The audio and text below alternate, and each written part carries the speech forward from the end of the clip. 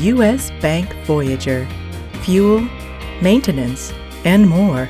Managing fleet expenses and payments can be a major challenge, especially without the right solutions. The U.S. Bank Voyager Fleet Program offers businesses a single-source solution to help manage and control fleet fuel and maintenance costs.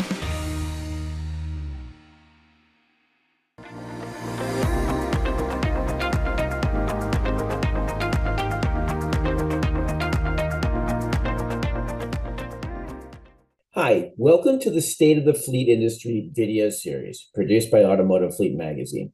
I'm Chris Brown, Associate Publisher of Automotive Fleet.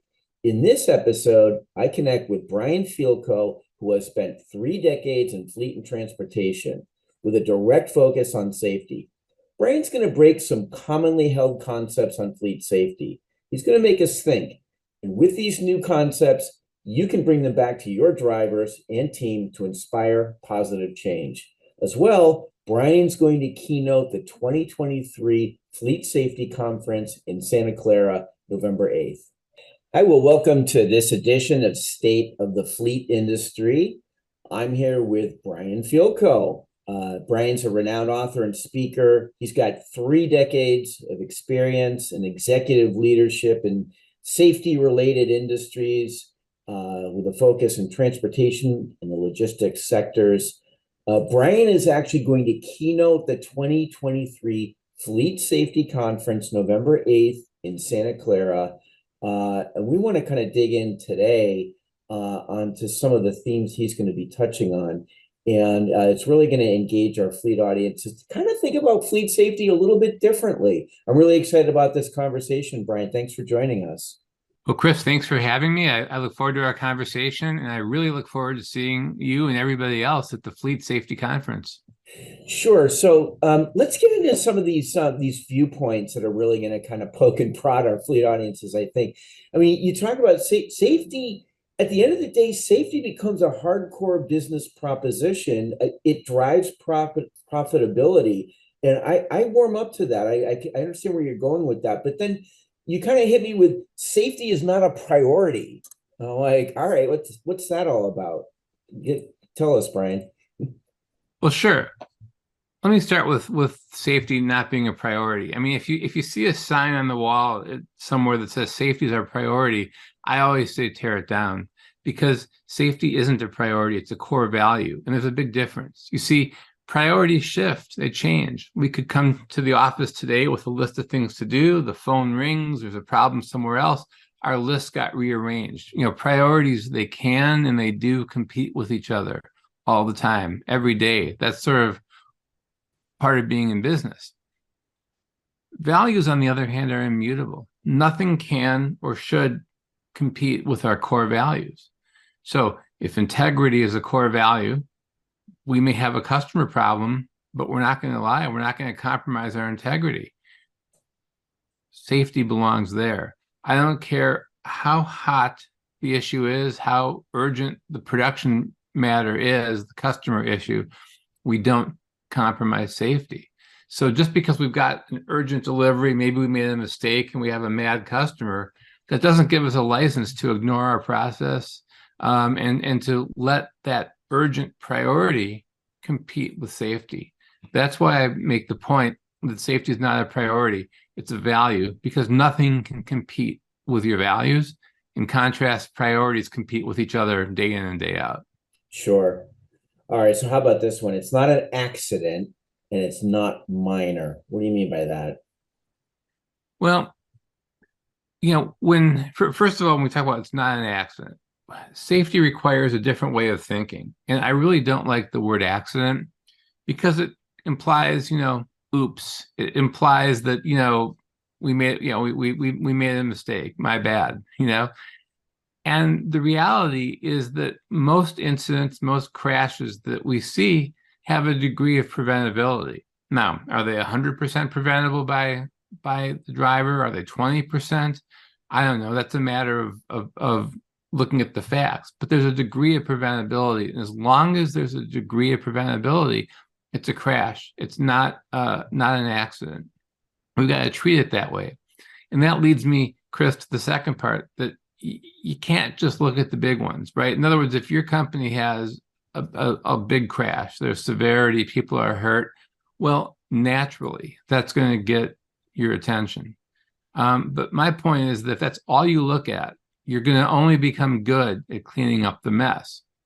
If you want to focus on building a resilient culture, one that understands the value of safety and prevention, you've got to look at incidents with minor outcomes, near misses, because that's where you really learn.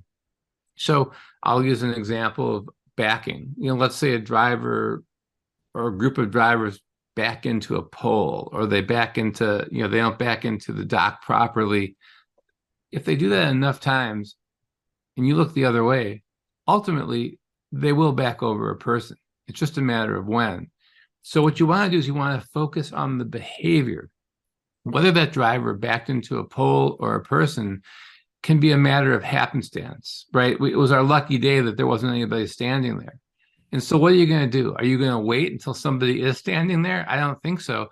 What you want to do is coach the driver and say, look, make sure we get out and look. We want to make sure that we coach the behaviors, and those near misses and those incidents with minor outcomes are the perfect coaching opportunity, because if you can correct the behavior, then you've gone a long way toward preventing something with more severity. Sure. When we talk about accountability, there's also this aspect of blame, right? I mean, how do we get around that though? I mean, hey, you did this. How do we migrate that? Because blame, I think, is there's got so many negative connotations to that. Well, if you have a blame culture and you kind of just, are punishing everybody whenever there's a safety failure, all you're doing, in my opinion, is destroying trust with your frontline employees. And it's hard to get people engaged. And safety is all about engagement. It's all about doing the right thing when nobody's looking. So you want to focus on a coaching culture. And I like to ask this, and when I was running my logistics and trucking company, my team knew that whenever we were dealing with, a review, an after action review on a safety item, after my team had a chance to look at the matter, I would say, okay, was this an honest mistake or was it deliberate behavior? So if somebody made an honest mistake, and quite frankly, most safety failures are the result of honest mistakes, I don't really understand why you have to discipline. You still document, but you coach. You sit side by side, right? If you have cameras in your vehicles, then it's like watching a game film with an athlete and figuring out what went wrong, like after an athlete after an event. What went wrong? Where do we improve? And it's a coaching culture which people respond to better.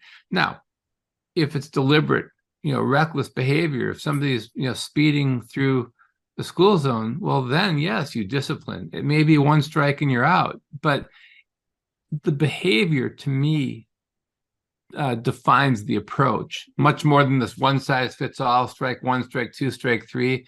It's a good way to just lose good people needlessly. Yeah, fair enough. Next bullet point to discuss. I mean, we talk about processes. We are drowning in processes, right? And safety processes is one of those. How do we deal with not adding more processes on safety? In fact, let's do it with less. Okay. One of the problems is, if you think about it, the average American reads at a 5th or 6th grade level. And a lot of our processes are written at a high school or collegiate level. If your processes are not understandable by the intended audience, Chris, you don't have process, you have words on paper. So the first thing is to make sure your process is understandable. And that people have a chance to absorb it, and that you're training on the processes. So having this big, thick handbook that nobody reads doesn't get you there. Actionable processes, simple checklists that we do every single time without failure. Accountability, when we take shortcuts and ignore process has to be integrated in. And too often, on day one, we just give somebody this big handbook and say, read it, even though the person giving the handbook probably never read it, and the person receiving it probably won't read it. So let's figure out how to make processes that work, and then let's enforce those processes and demand compliance with those processes without fail. Yeah, really good point.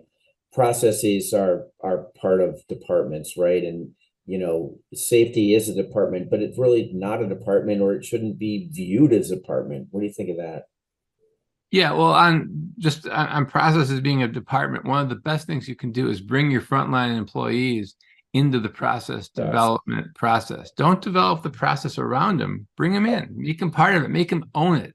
When we talk about safety not being a department, too often I see situations where if there's a safety problem, it's sort of punted to the safety department.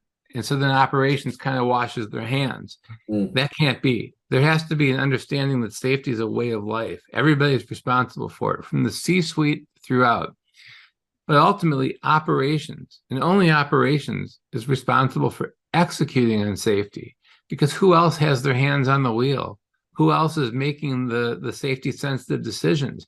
Your safety professionals can teach, train, coach, mentor, be partners with operations. But ultimately, there has to be a mindset that as an operations leader, the buck stops here. Yeah. Okay. That's great. I totally get that. And I want to run through a couple of bullet points real quick here. I mean, we talk about data. We talk about the fire hose of data, right? I don't think we've really still gotten our hands around it, but safety data is so important. How do you action that? I mean, turn the clock back 20 years, and data was hard to come by, good data at least. And now it's flipped. We've got so much good data. What do we do with it? So when we're together at the Fleet Safety Conference, we'll talk about ways to operationalize data, ways to make sure that there's organization-wide acceptance of technology that you might decide to implement. But the key with data is this: you have to keep it actionable. If you have 100 data points, you're not going to really deal with any of them. What are the 3, 4, 5 that are most important to you? That's the key. And remember, one thing is data is not proprietary. So, chances are the plaintiff's lawyers can get your data as easily as you can. So the ostrich method of keeping your head in the sand doesn't work. You've got to figure out what's your data strategy, and then you've got to look at that data and act on it. So on the one hand, looking the other way isn't going to do you any good. Over here on the other end of the pendulum, too much will create paralysis. So it's getting that right balance and figuring out what's important to you. Yeah, great. Well, let's go through one last header here. And it's really about compliance and safety.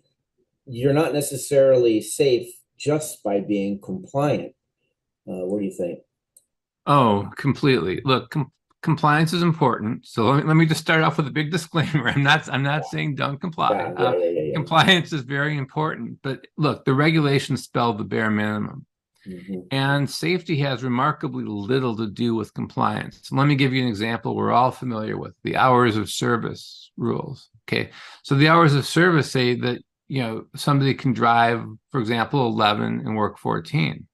That doesn't mean they should, right? In other words, I've seen situations where somebody comes to work and they're really sick, but I still have my 11 hours.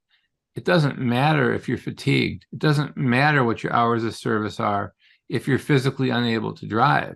So, you can't regulate that. That's about behavior. That's about organizational alignment. It's about culture.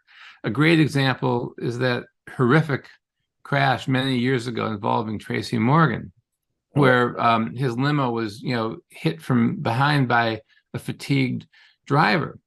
Well, that driver was perfectly legal in terms of hours of service, but he took it upon himself to drive from Atlanta to Newark in his personal car before he reported for duty. So it's about getting people to do the right thing when nobody's looking. It's about managing your own behavior. And that's something that the regulations can never cover. That's where safety culture, your leadership, my leadership come into the equation.